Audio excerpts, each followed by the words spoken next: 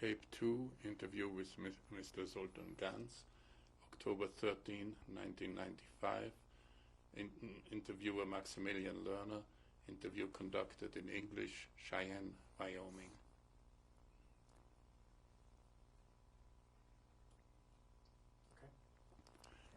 Did anybody, did your entire work group not wear the Jewish star? Everybody wore the Jewish star except me. How did you get away with it? I got away for it for a long time, but until at one time, one German officer saw me on the street and he took me and said, "Where's your Jewish star?" I said, "I don't have one." So he took me into where they stored ice. Yes.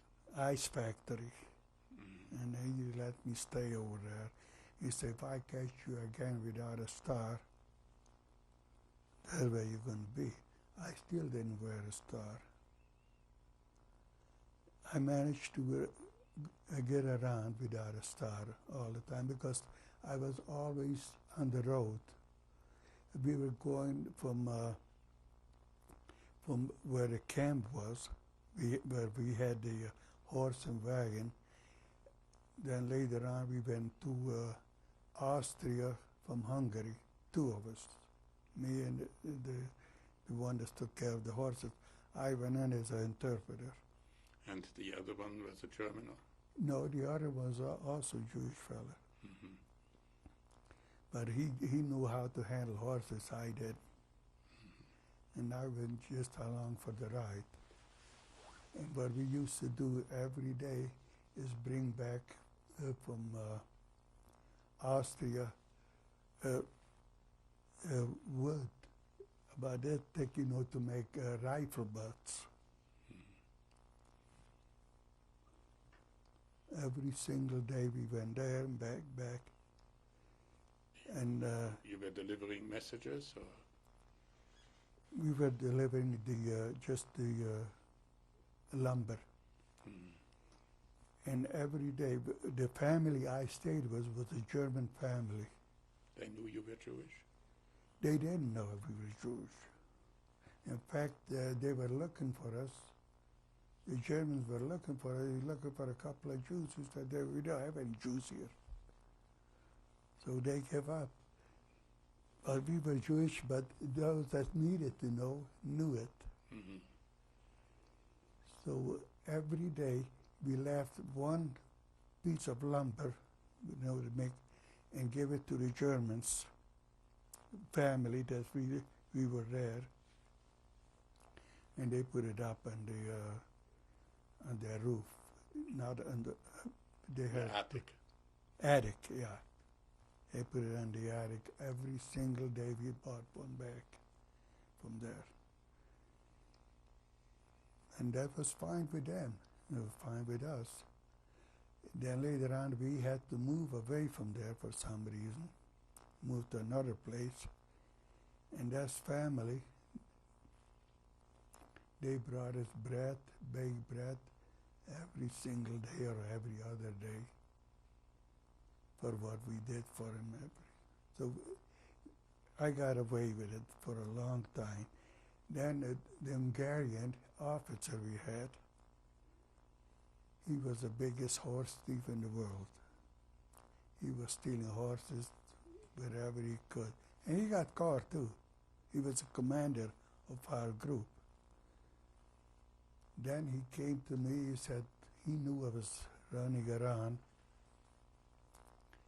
I was organizing, and he wanted me to get hay for his horses.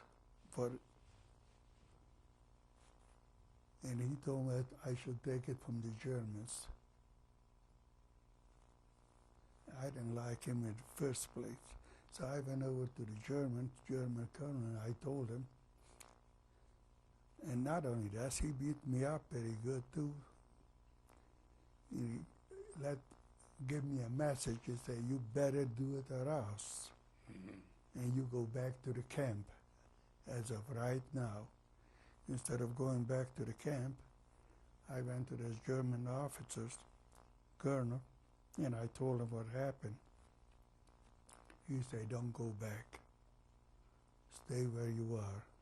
If you have any problem, come back to me. He didn't care for me either. So I managed to get away from there until one night, March 14th, the day before we were supposed to leave, 1945. 1944. 44. Yeah, 45. March 45. Yes. March 45. He left an order, if I'm not back by 8 o'clock in camp, after 8 o'clock I should be shot. So come to behold, one officer on the way, I used to take care of him for a while. He met me, he was drunk, and he told me about what was going on. So instead of me going in the regular way, I snuck in there into the camp. When I got in there, so I found out that a friend of mine in the camp went to the garden, went outside and came in long before 8 o'clock. And said that he was you. He was me. And I managed to sneak in. All right. And while we were taking care of, we had the horses, so we also got corn to feed for the horses. Instead of feeding the corn to the horses, I used to go to the mill, make flour, and took it up to the camp and give it to the boys to make them some food with it. There was till March 15th. March 15th, we were ready to leave, and this Hungarian officer came over.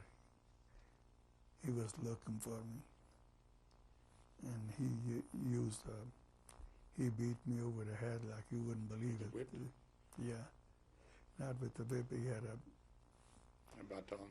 a baton with lead inside, a ladder, like. So then we went on the death march. That's where our death march started. And where did it leave from? From near Sopron, from Hungary, which isn't too far from Austria. And where did you go? How many people was it? We were 200 of us. And where did you march? We went toward,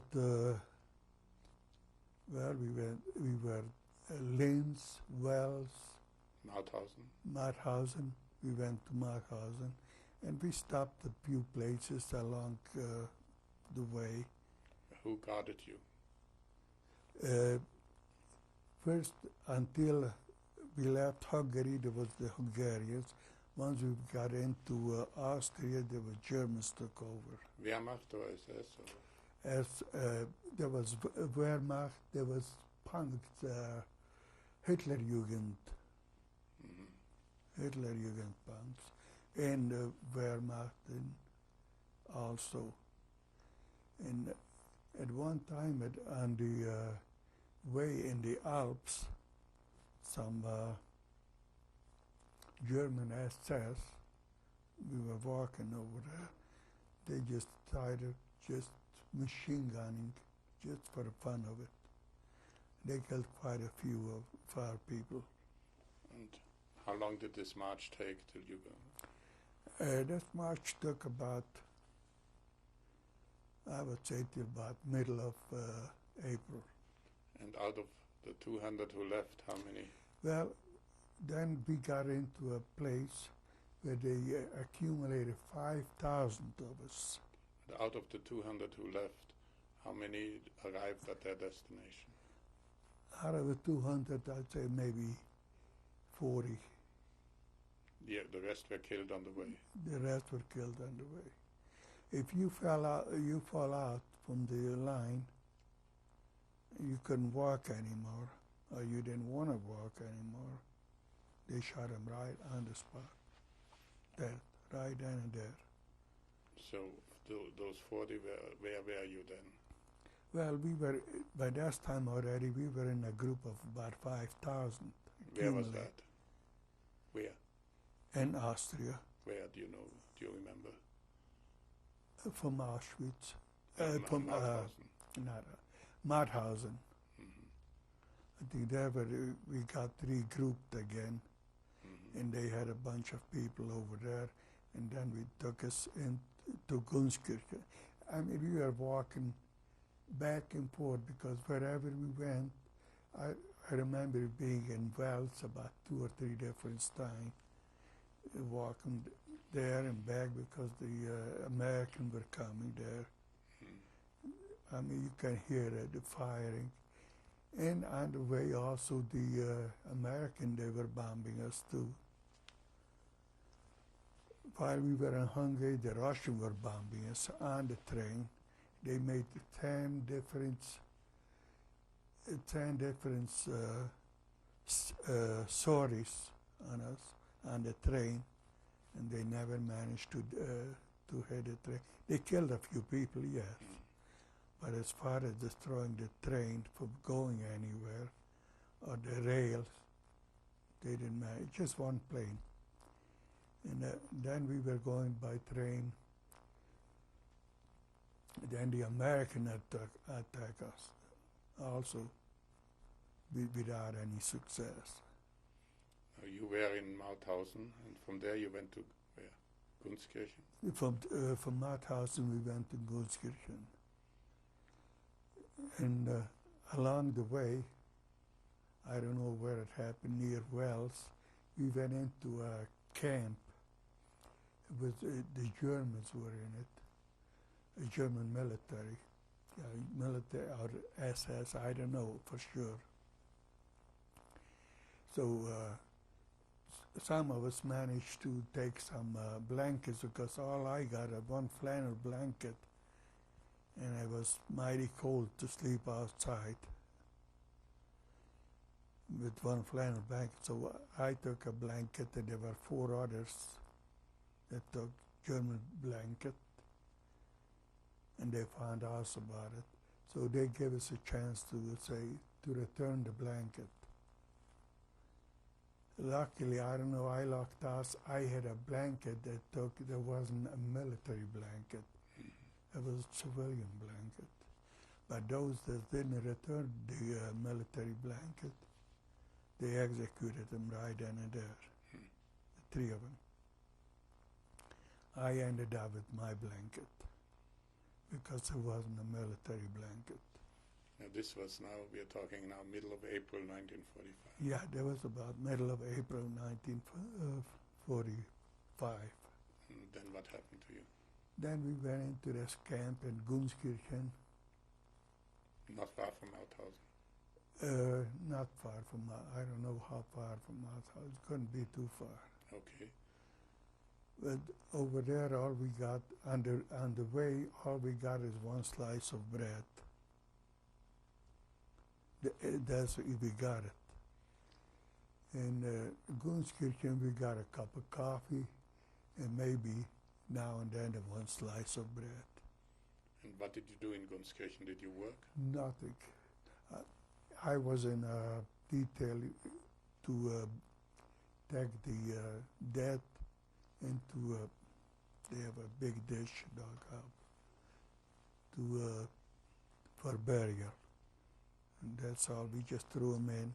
We didn't have the strength to carry him. We just pulled him by the leg and carry him to the grave.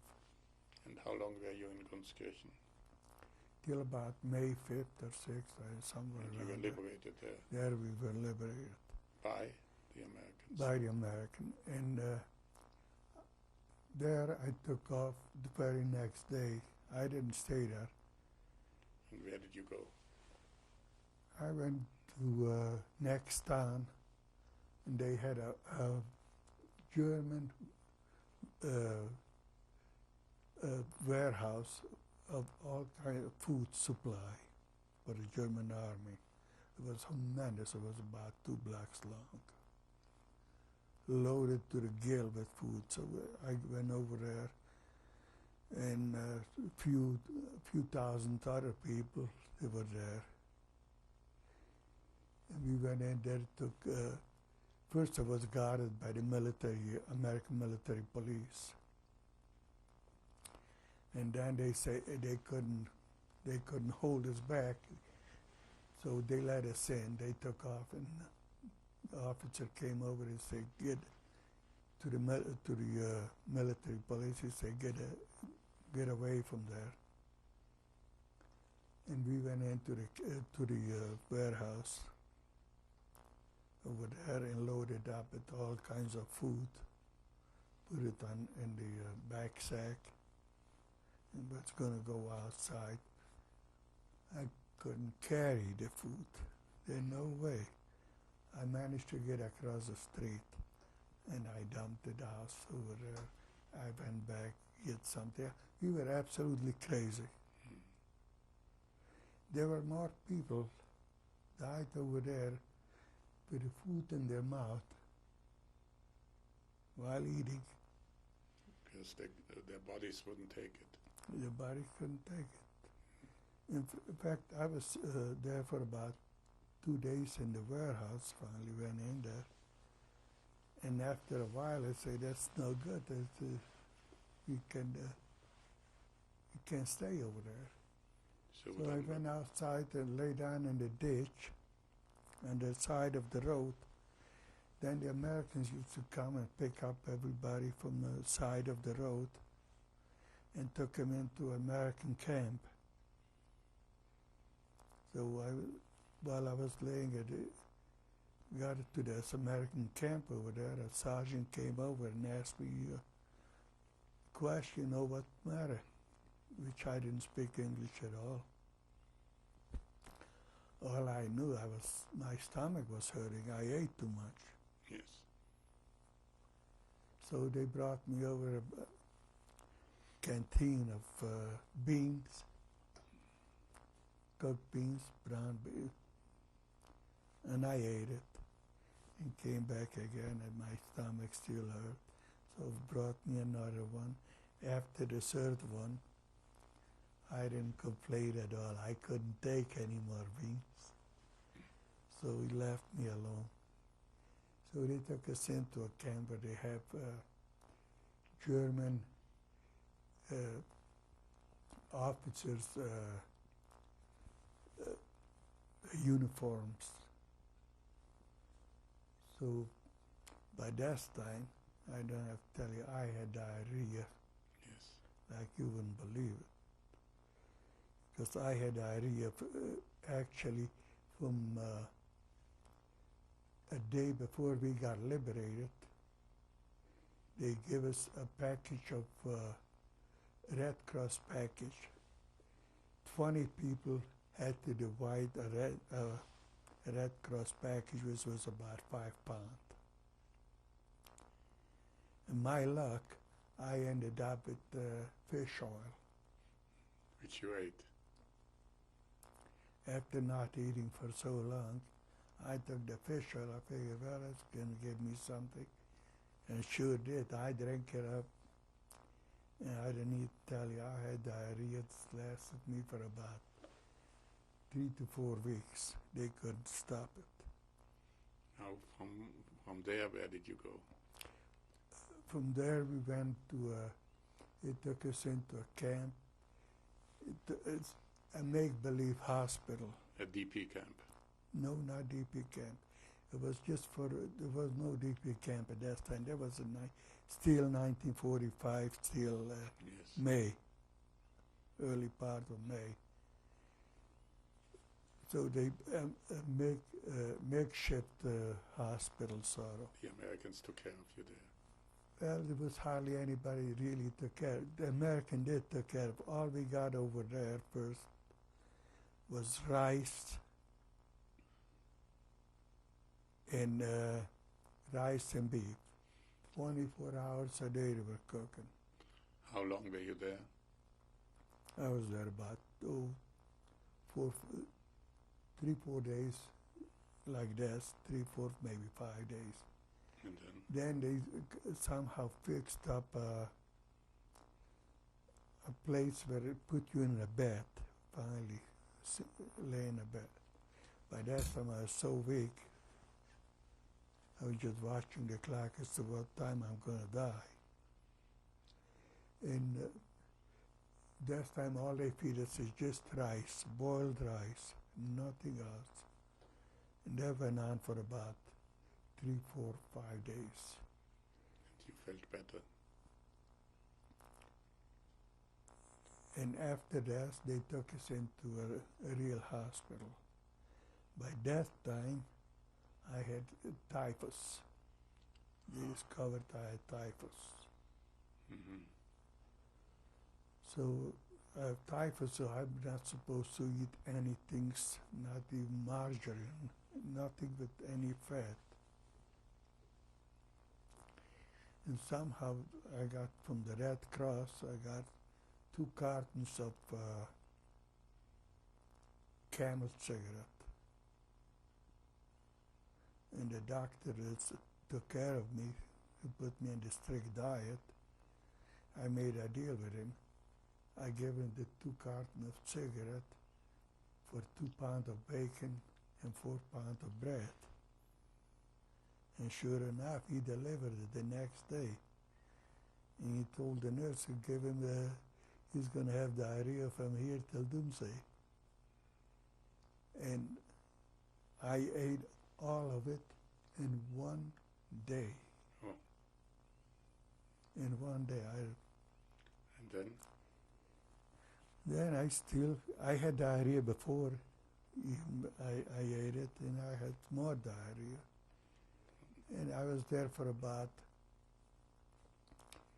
2.5 weeks in this hospital, 2.5, maybe 3 weeks. And then I also had a typhus. On top of it, I had eczema. That was something new over there, which the hospitalists I was in, they couldn't treat it. So they had to take me to a different hospital. So you went to another. So I went to another hospital. And then? The hospital that they could treat me, there was a SS hospital. Formerly. Nothing but I was the only Jew over there. But this was under after the Americans. Under American, right.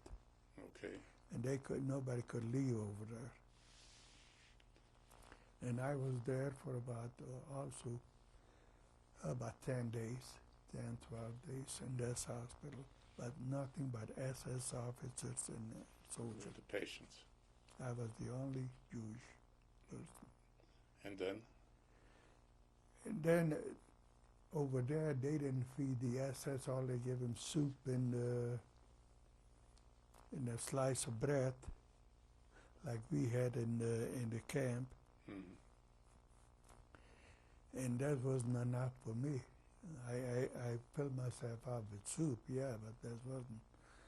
So I used to go out and go around in town and to the stores and beg for food. Some of them went for bread. I used to come home, quite a bit of food, bread. And I had bread, I was all right. And how long were you there? I was over there about also no more than 15 days. And then? And then finally, one of the guard was a Jewish fellow, American soldiers. He told me, he said, why don't you go to see the general, the one that was in charge of all the whole area of in Austria. Why don't you go over there and talk to him, see what he can do for you? So I said, okay, I'll go over to see him. I went to see the American general over there, and he asked me where I was from and everything. I told him I was Czechoslovakia. He said, so what are you doing over here? All the Czechs went home already. I said, I'm over in the hospital, such and such a hospital. He said, you better go back to the hospital or you go to jail. So I went back to the hospital. And then? It wasn't about, I didn't have time to have lunch over there in the hospital when they had an ambulance over there sent for me and took me to another hospital. Mm-hmm. And by that time over there was Polish and Russian and all kinds of. And from there? And from there, I was there for about also 10 days. From there, I went to a camp. A DP camp? Sort of a DP camp, just transferred. I was supposed to take from there, I was supposed to go back to Czechoslovakia. And did you? I did, but not right away. I got over there about 2 o'clock in the afternoon. I met somebody over there. He just came from Czechoslovakia, and he was half Jewish. His father was Jewish. His mother wasn't. He was not in a camp. He lived in Bratislava. Mm-hmm. He was an architect, and he told me not to go back. You have nothing to go back there for. He said, why don't you and I go to either Palestine or the United States? So we tried to go to the United States first. And we went to see the consul over there. They didn't have ambassador yet. Yes. They had a consul. We went over to see the consul, Czech consul. He said, the best bet you're going to have is go back to Prague. You'll have better success than you have from here. I think that was in Wels and Austria. Wels or Linz, I'm not sure. Okay. So we decided after a while that we're going to go back Czechoslovakia. So I went back with him, Czechoslovakia. As soon as we crossed the border, we got to Budějovice, which is Budweiser, in Czechoslovakia. They asked the people that were born in Carpathian should stand aside. They're going to go back to Russia. That was, by that time, the Ukraine. The Ukraine had taken over the area where you were born. Yeah. And that was part of the Soviet Union. Yeah. So my friend said, no, he's going to pay my way to Prague. And he did. He took me back to, we went to Prague first. I no sooner got off the train in Prague, I was surrounded by a bunch of militia over there. Mm-hmm. They thought I was a German. So you told them you were Jewish? No, my friend told them as to what I was and everything. They apologized, they let me go. So we stayed in Prague for about a couple of days, 2-3 days. And then? From there, he took me back to his hometown in Bratislava. And I stayed with him for about 2.5, 3 weeks. And then? After that, I finally, I hid him out of house and home. So I decided I better go on my own. I went into Prague, back to Prague.